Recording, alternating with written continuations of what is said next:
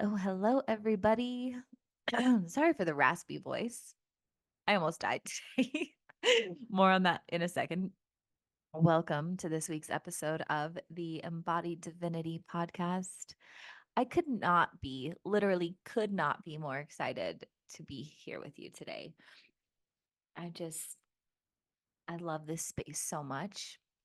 I feel you. I feel our connection. I feel the evolution occurring between our souls. And today's message, if I ever get it out, is just so beautiful. I cry every time I think about it, which is why, like, I normally record these. Monday is my recording day. It's just the day I do things. And sometimes I get ahead, and sometimes I'm like releasing the ones I recorded that day and whatever spirit calls for, really. But today I was just like so excited because this inspiration keeps coming through all week since the last one. And I was just so excited and I had to record it today. It's a Sunday. I never do stuff like this on Sundays. It feels very rebellious. And no, I'm genuinely excited for today's message. So just before I came down here, I was sitting on my bed like, am I really going to record on a Sunday? And I choked on my water. But like it was one of those bad chokes where you legitimately can't breathe. And I was like gasping for air. And I sat there and I thought, man, this is such a sucky way to die. Like, what is my obituary gonna say? Like, choked on her own air. Like, and I was just laughing and also just wondering about, like why it had to be that way. But I survived. Oh my gosh, I really didn't think I was gonna make it. And now my throat hurts. But this was like 20 minutes ago too, and it's still hard to breathe, but all is well. I am holding my yummy heart chakra, throat chakra crystal by my throat, giving myself some yummy healing. And really, the most healing, powerful thing I can do is come down here and share my voice and listen to the resonance already coming through. So powerful. So, I today's message is one I've shared before, similar. You're hearing this crazy edit right now because I'm so annoyed. That's not why. I am so annoyed because you're hearing this crazy edit right now. I just recorded the best podcast episode of my life. Right after that introduction, the introduction was real. Literally 2 minutes into a 25-minute recording, the sound just stopped. Literally just stopped.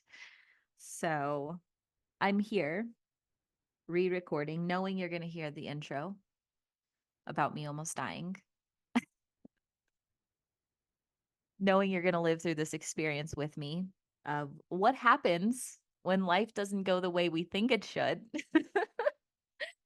Oh man. It's kind of disappointing. And also, I was just like, of course, this happens during this video, but I learned. So now I'm recording in two places just in cases. Um, God damn, that was really good. I hope that I can articulate. You know what? I will. It'll be perfect. It'll be even better.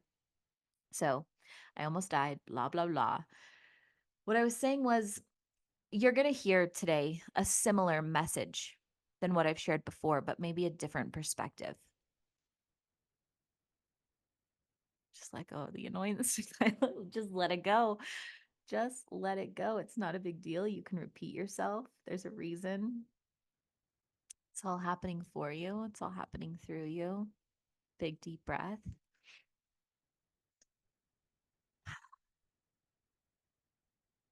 So you guys know I've been on this spiritual journey for quite some time. What I don't really talk about is like my human background. And so as I was thinking about that recently, I realized like how the pendulum swings. So, you know, I'm born consciousness, perfect, amazing being through all of these life experiences. And as a child, you don't really think twice about life happening for you. You just live it. You say yes to it. You experience it. Yummy. It's great. Um, or it's not. Slowly through these experiences, you start to learn what resonates with you and what doesn't, what resonates with your idea of love as this beautiful being of light, and the way other experiences through other people happen for you. And you start to notice differences, and you start to form opinions and beliefs and all the things. So I live my life mostly very intellectual. Like, I'm loud and outspoken and rebellious, but also have parents who are constantly like, "Be quiet. You're too loud. You're not ladylike enough." And so, like, I mold myself a little bit. I rebel a little harder, all the life experiences. I get into college early at 16. I'm very intellectual, all intellectual, no spirit. I am like obsessed with I'm a history major at the beginning before I go into education, and I'm obsessed with anti-Semitism and the Holocaust and humanity, and like those really hard philosophical questions of like, are people naturally good or bad? And I want to make sense of it all through my mind. And there is no God present in my life because there's God trauma already, there's religious trauma already from the town that I grew up in, and the judgments that were projected on me, and the things that were said to me, and the way that I felt my authority was being taken by these books who told me how and who and what I had to be exalted or good or lovable. And it just didn't feel good. And so I rebelled. And so I was like, death to God. There was no spirit present. It was all intellectual, and it was fine. I knew a lot. I had a lot of fun conversations. I experienced a lot of things. And then, through all the life experiences, and the story doesn't matter. The stories of how I was humbled doesn't matter. I was humbled by life over and over again. Dark night of the soul over and over again, reborn over and over again, putting myself back together from a million pieces, just like each and every one of you have. And through that, I found spirit, the spirit that I resonate with. I found love, I found energy, I found consciousness. And I had waited so long to experience that kind of unconditionality, that kind of energy moving through me, that kind of grace, that kind of holding. I did everything I could to hold on to it. Notice that ego word right there, hold on to, right? We can't hold on to anything. Side note, stay focused.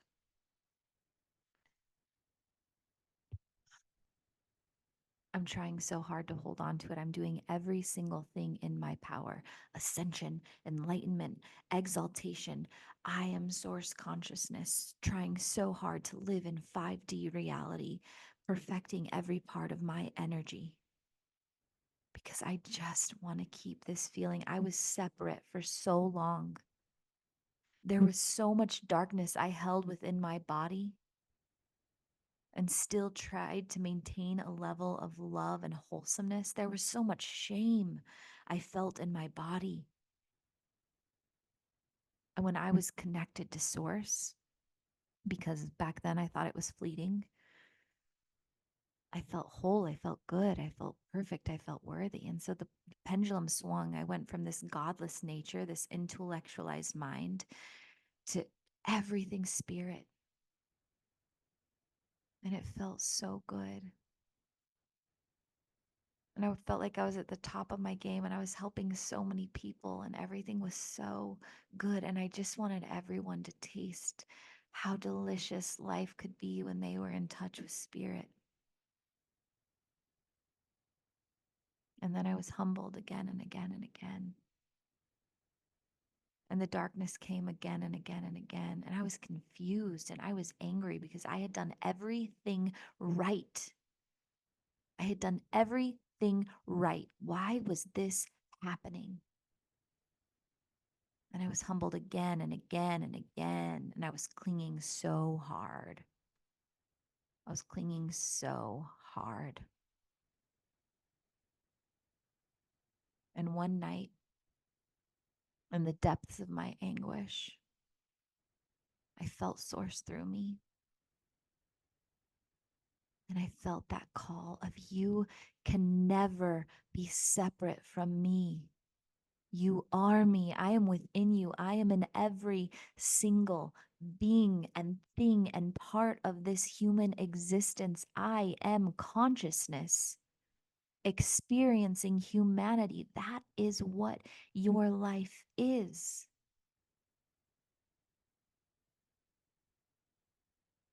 And I felt it so deeply. I remember the moment probably 5 years ago now, and I couldn't breathe. I still get full body chills thinking about it.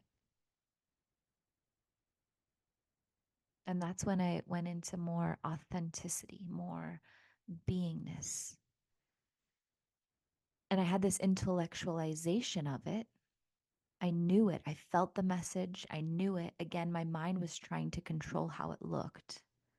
So it was an intellectualized version of embodiment. I knew the things, but I wasn't necessarily able to live it like I had the thoughts, I had the intentions, but my body didn't feel it, and it wasn't my go-to. It wasn't my on switch. It was very much something I had to consciously try to do, was remember my infinite connection, remember my consciousness. And this last year or two, again, after humility, after movement, after really being in a place of neutrality for way too fucking long, I felt source within me.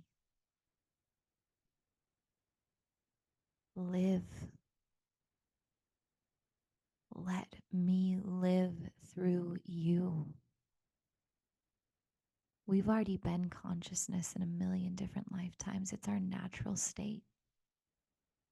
We are here as consciousness having a human experience so that consciousness for all of us collectively and individually can evolve as a whole. Every breath we take is a gift to source consciousness to ourselves. There is no good, bad, right, or wrong. It is what we are. Every experience we have while we are walking this planet is sacred. Especially this last few weeks, I've been being pulled deeper and deeper into a divine perspective, whether I'm tearing the leaves of kale off of a stem and feeling the sacredness of that vegetable in front of me, the oneness with it as I ingest it, the deep gratitude I have for the way that it gave its life for me, through me, as me. Whether I'm driving down the road and I'm zoomed out, knowing that I am source having this experience of driving. And even in moments like the fun ones, like in relationships where I'm having one conversation over here that's very much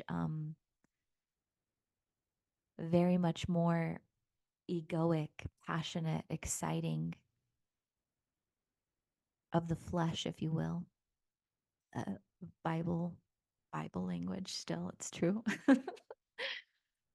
Or these deep, holistic, heartwarming, safe, sacred conversations that I'm having on the other hand. Both are sacred.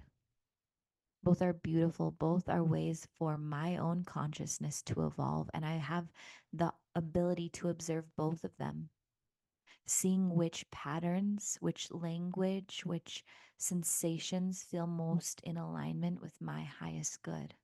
And I can't choose right or wrong, good or bad. I know I'm being auspicious and vague at the moment, but personal life, and I get to have my secrets too. And it feels good in both realms, and I see the lessons in both realms. I had like this anxiety sensation, heartbreaky sensation, like almost angry at myself because I was like, wait, did I just relive a pattern? Like, did I really just choose that? And I also simultaneously was able to step back and observe the divinity within it and remember that I'm never separate, that I'm never unworthy, that I've never ruined anything that's meant for me. Whether it's taking a breath or taking a shit, like honestly, whether it's having a hard conversation, working through a trigger, making love in a very intimate way or a raw and passionate primal way. Every experience is sacred. Whether it's an intrusive thought or one from your highest self sending you a download, they are all sacred experiences. It's just, did we consciously choose to remember in this moment our sacred nature? Are we allowing source to fully live through us? We're not meant to be in four walls. We're meant to be living, creating, breathing, being, whatever that looks like. Source is saying, let me live through you. I want to experience what it feels like to get in a hot shower. I want to experience what it feels like to have terrible gas.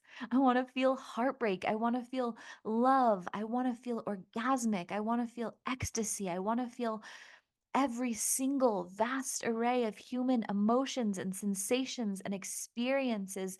Let me live through you because I am you, not our personality selves. Our personality selves are what's giving source this different perspective. It's why I see the world one way and you see it another way, because we are both the same consciousness having this experience with different physical eyes, different experiences that have shaped those projections. And we are all feeding that one source consciousness. And it is all so fucking beautiful. And we are always connected. It doesn't have to be something we try for. It's something I choose to consciously go back and remember as often as I can throughout the day, because I want to be deeply embedded in the fleshy, primal, sweaty, dirty, raw human experience. And I want to know that it is all sacred. This life is so fucking sacred. It's so cool. It's so cool. The way that we can manipulate energy, the way that we can feel emotion, the way that we can just be alive in this form. No matter what we're feeling or experiencing, it is just so cool and incredible. And you get to this realization by what you choose to feed yourself. And I can't say that enough to you guys. A couple weeks ago, I talked about all of the sticky notes around my house. So you guys know that I'm producing tracks now that allow you to subliminally pick up on all these different messages of who you are, of what you truly are. And it's because what we feed ourselves is what we get to see more of. It shifts our perspective. So if you are lost in the darkness and the things I'm saying, you're like, well, I don't want to experience raging diarrhea. Well, cool. But like, feed your mind in a way that allows you to see more of the sacred in all the human sensations. Like, let yourself be silly about it. It doesn't have to be this big, serious thing. I wake up in the morning and I automatically choose gratitude because it's what I've fed myself. Before it became my natural instinct, there were sticky notes above my bed, on my phone, all around me. My freaking alarm clock woke up and was like, it's a great day to be alive, bitch. Like, literally, that's what it said for years. And now I just wake up and I am so excited. I'm like, damn, you're alive today. You are such a beautiful soul, Nikayla. Let's make the best of this day, no matter what it looks like. I'm speaking positively to myself. I'm listening all day. When I wake up, I go through my routine. I'm listening to affirmations, whether it's my own or other people's. I'm at the gym, I'm listening to affirmations. And I know the power of this work because, like, 7 years ago, I would have had a completely different mindset. I see life as an experiment. So everything I do is an experiment for source consciousness. What can I get to the edge of in this lifetime? What's my edge of meditation and mindfulness and silence? What's my edge of nutrition and foods I can cultivate and create for myself, and healthy eating and maybe fasting even? What are my edges for these different levels? And I've picked a new edge every single year for the last decade. Right now I'm honed in on my physical vessel. What is the edge I can take myself to physically? And I'm at the gym and I have this goal to reach 10,000 steps on the stair stepper every day. I'm not there every day. That's my goal, is to be able to do that every day without like heaving. Anyways, when I first started, I got like 33 steps and I was like, "Oh my god. Like how are we ever going to do this?" But now I'm almost to 5,000 every time, and I'm at the gym the other day and I'm listening to my affirmations, and I thought to myself, I'm almost to 5,000, and the very first words I thought to myself were, "Baby girl, you can do anything. You are so strong. You are so capable. You're almost there. You are going to do this today." And it was such a cool moment, because for me, 7 years ago, the voice in my head was, "Quit. You'll never get there. You're not strong enough. You can't do this. Life is too hard." And then 5 years ago, it was like more manipulative. It was like, "Ah, girl, you deserve a rest. Go ahead and quit now. Like, your body's done enough." And then it was like, "Just push through, push through. If you do this, you get this reward. If you don't do this, you suck." And now it's just love. It's just pure capability. It's just pure truth. It's just pure, it just feels so good. And I'm sharing this because that evolution, it wasn't like this thing that just occurred. It was because of what I fed myself every single day. It was the relationship I cultivated with myself, with my inner child, with my shadow. I put in the work to be that person for me.